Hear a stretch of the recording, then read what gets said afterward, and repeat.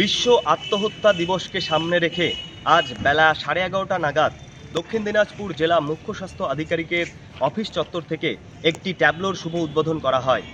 এই উদ্বোধনে উপস্থিত ছিলেন দক্ষিণ দিনাজপুর জেলার মুখ্য স্বাস্থ্য আধিকারিক ডক্টর সুদীপ দাস সহ স্বাস্থ্য দপ্তরের একাধিক কর্মীরা।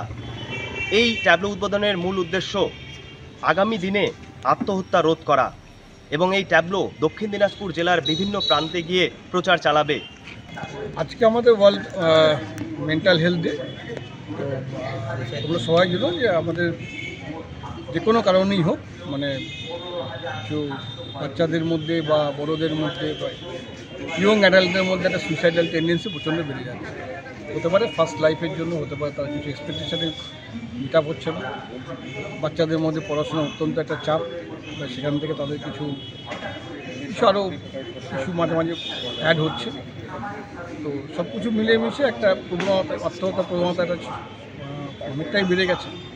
তো এটা যাতে এটা একটা বড়ো একটা অসুখ, মানে যেটা মানুষ সহজে তাকে কেয়ার করে না, মানে যতক্ষণ না পর্যন্ত জ্বর সর্দি কাশি মানুষের কষ্ট হয়। তো কিন্তু এই কষ্টটা এমন একটা কষ্ট যেটা মানুষ এক্সপ্রেসও করতে পারে না, এবং যার ফলে আলটিমেটলি তারা সুইসাইডাল টেন্ডেন্সির দিকে তারা নিজেদেরকে নিয়ে যায়। সেটা যে কোনো সামাজিক হতে পারে, কর্মক্ষেত্র হতে পারে, পড়াশোনার জায়গা হতে পারে, সব যে কোনো জায়গাতে একটা মানসিক চাপের ফলে এই কাজগুলো ঘটছে। পরিসংখ্যান যা বলছে যে প্রত্যেক বছরে এই সংখ্যাটা অনেকটাই বাড়ছে। 2014 সালে যে পরিমাণ সংখ্যা ছিল প্রায় 57,000 সামথিং আমাদের রাজ্যে সুইসাইডাল টেন্ডেন্সি ছিল, সেটাই এখন 19 সালে গিয়ে সেটা ডবল হয়ে গেছে। এখন তো প্রতিনিয়ত অনেকটাই বাড়ছে এবং প্রচুর আমাদের কাছে ব্রড ডেথ বা কিছু পোস্টমর্টমও করতে হচ্ছে। আমাদের বেশ কিছু মানুষের যারা আত্মহত্যায় করেছে বলে প্রাইম অফিসের রিপোর্টে মনে হচ্ছে, তবে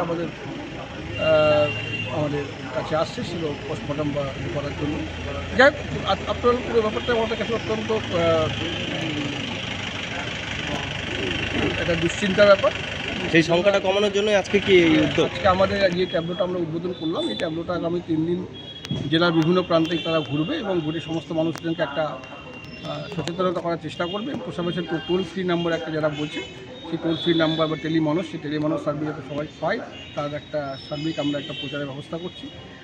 আমাদের দুটো বড় হাসপাতাল, গঙ্গারামপুর এবং বালুরঘাট জেলা হাসপাতাল, যেখানে আমাদের সাইকিয়াট্রিস্ট আছে, কাউন্সিলার আছে এবং ডিস্ট্রিক্ট মেন্টাল হেলথ টিম বলে টিম আছে, যারা প্রত্যেক সপ্তাহে তারা ব্লকে যাচ্ছে এবং ব্লকে গিয়ে তারা এরকম মেন্টাল হেলথের বা মানসিক যদি কোনো রোগী থাকে তাদের সাথে কাউন্সিলিং করছে বা ওষুধ দিচ্ছে, তাদেরকে ভালো রাখার চেষ্টা করছে।